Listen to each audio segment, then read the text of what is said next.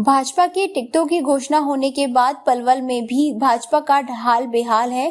Ticket के विरोध में नाराज पार्टी नेताओं को मनाने के लिए विधानसभा क्षेत्र में प्रवासी प्रभारी के रूप में काम देखने आई यूपी की पूर्व मंत्री स्वाति सिंह ने बंद कमरे में बैठक कर दावेदारों का गुस्सा शांत किया। लेकिन पूर्व मंत्री स्वाति सिंह के द्वारा सिटिंग विधायक दीपक मंगला को बार बार बुलाए जाने के बाद भी बैठक में वे उपस्थित नहीं हुए, जिस पर स्वाति सिंह ने कहा कि दीपक मंगला को नाराजगी थोड़ी ज्यादा है, मगर वह भी मान जाएंगे। यदि दीपक मंगला ना माने और भाजपा प्रत्याशी गौरव गौतम के खिलाफ चाहे खुलकर चाहे अंदरूनी स्तर पर मोर्चा खोल दिया तो यहाँ भाजपा का बड़ा नुकसान होने का पूरा अंदेशा है। मैडम, आप पलवल में कई दिनों से आई हुई हैं, यहाँ भारतीय जनता पार्टी की क्या स्थिति है सर? बहुत ही अच्छी स्थिति है। अभी 2 दिन पहले ही हमारे कैंडिडेट का डिक्लेरेशन हुआ है और युवा चेहरा है तो लोगों में भी बहुत उत्साह है और पूरा विश्वास है कि हम प्रचंड वोटों के साथ पलवल में जीत कर आ रहे हैं। नाम सामने जो लिस्ट जारी हुई है उससे पहले तो लोगों का कहना था कि बहुत मजबूत स्थिति में है भारतीय जनता पार्टी, लेकिन नाम अनाउंस होने के बाद में कुछ लोगों का कहना है कि यहाँ से जो सिटिंग एमएलए थे वो ज़्यादा मजबूत थे। देखिए, मुझे लगता है कि ये पार्टी का निर्णय है और कहीं ना कहीं बहुत अच्छा सोच करके ही पार्टी ने इस निर्णय को लिया है, क्योंकि हमारे यहाँ कोई व्यक्ति विशेष इतने बड़े निर्णय को नहीं लेता। हमारे यहाँ पार्लियामेंट्री कमेटी बैठती है और वहाँ पर सारी चीज़ों का निर्णय होता है। हमारे जो पूर्व में जो विधायक थे दीपक मंगला जी, वो पार्टी ने उनकी उपयोगिता कहीं और समझी होगी, इसलिए आज उनका टिकट कटा है, लेकिन वो भारतीय जनता पार्टी के कार्यकर्ता हैं, कर्मठ कार्यकर्ता हैं और भविष्य में ज़रूर पार्टी उनके लिए सोचेगी। जहाँ तक मैं पलवल की जो वर्तमान में जो प्रत्याशी हैं भारतीय जनता पार्टी के गौरव गौतम जी, कहीं ना कहीं मुझे लगता है कि पलवल में एक युवा चेहरे की आवश्यकता थी और इसीलिए पार्टी ने इस निर्णय को लिया है। मैडम, पलवल में तो शायद ये स्थिति नहीं है कि कुछ जो टिकट चाहते थे वो टिकट नहीं मिलने से नाराज हुए हैं, रूठ रहे हैं, कुछ बगावत में कर रहे हैं। पलवल में शायद स्थिति नहीं है, लेकिन कई जिलों में ऐसा हो रहा है, तो कैसे पार पाएंगे, कैसे जीत पाएंगे? देखिए, ये तो एक परिवार की पार्टी है और परिवार में घर परिवार में जहाँ हम एक साथ रहते हैं तो थोड़ी बहुत लोगों में नाराज़गी ज़रूर आती है और ये परिवार, चूँकि परिवार का विषय है तो हम उसको उन चीज़ों को ठीक भी कर लेते हैं।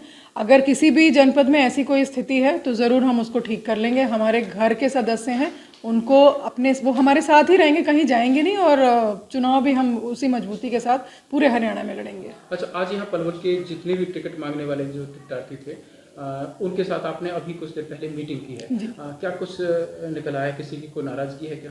नहीं, मुझे बहुत अच्छा लगा कि जितने भी लोग जो टिकट मांग रहे थे, आज वो सारे लोग आकर के जिला कार्यालय में हम बैठे और सभी ने कहा कि हम पार्टी के कर्मठ कार्यकर्ता हैं और हम पार्टी के लिए काम करेंगे। ये विषय ही नहीं है कि टिकट हमें मिला या नहीं मिला, किसी और को मिला, ये विषय नहीं है। विषय ये है कि विषय सिर्फ और सिर्फ कमल का फूल है। हम कमल के फूल के लिए काम करेंगे और ये मुझे लगता है कि ये सोच सिर्फ भारतीय जनता पार्टी के कार्यकर्ता की हो सकती है, क्योंकि किसी व्यक्ति विशेष की पार्टी नहीं है, ना तो किसी एक परिवार की पार्टी है। तो भाजपा के कैंडिडेट हैं गौरव गौतम, का किस तरह का मुकाबला रहने वाला है पलवल में? मुझे लगता है कि भारतीय जनता पार्टी की जो कार्यशैली है, हम जो भी योजनाएं, चाहे केंद्र सरकार के माध्यम से हो चाहे प्रदेश सरकार के माध्यम से हो, हम जो भी योजनाएं लेकर आते हैं उसको ज़मीनी स्तर तक पहुंचाते हैं। आप सोचिए, हरियाणा एकमात्र ऐसा राज्य है पूरे देश में जिसने कि किसानों को हर जितनी भी फसलें होती हैं पूरे 24 फसलों के लिए MSP दे रही है। तो इससे बड़ी बात क्या होगी कि हरियाणा ऐसे भी किसान बाहुल्य प्रदेश है, तो किसानों के लिए मुझे लगता है इससे बड़ी बात कुछ हो नहीं सकती है। मैडम, पिछले लोकसभा चुनाव में हरियाणा में 10 की 10 सीटें भाजपा के पास थी, लेकिन इस बार 5 सीटों का नुकसान हुआ है। देखिए, मैं ये ज़रूर कहूँगी आपसे कि हो सकता है कि किसी कारणवश या कुछ ऐसी हमारी कमियां रह गई हों, उन कमियों को हम लोग ज़रूर दूर करके और तब हम विधानसभा चुनाव में आ रहे हैं। और जहाँ तक आप 5 की बात कर रहे हैं तो मुझे लगता है कि हम आज भी अगर आप सभी विधानसभाओं की बात करेंगे, आप हर विधानसभा को देख सकते हैं कि 90 में से 44 सीटों पर हम जीत कर आए हैं। तो कहीं ना कहीं हम लोगों ने अपनी जीत दर्ज कराई है लोकसभा चुनाव में भी। इस बार क्या स्थिति रहेगी? हालांकि पिछली बार समर्थन लेना पड़ा सरकार बनाने के लिए, अब की बार क्या स्थिति बनने जा रही है? देखिए, भारतीय जनता पार्टी की जो विचारधारा है, उस विचारधारा के साथ जो भी लोग आकर जुड़ रहे हैं वो हम सभी एक साथ मिलकर भारतीय जनता पार्टी भी प्रचंड बहुमत के साथ आएगी। 2024 में हम फिर प्रचंड बहुमत में आकर भारतीय जनता पार्टी की सरकार हरियाणा में बनाएंगे।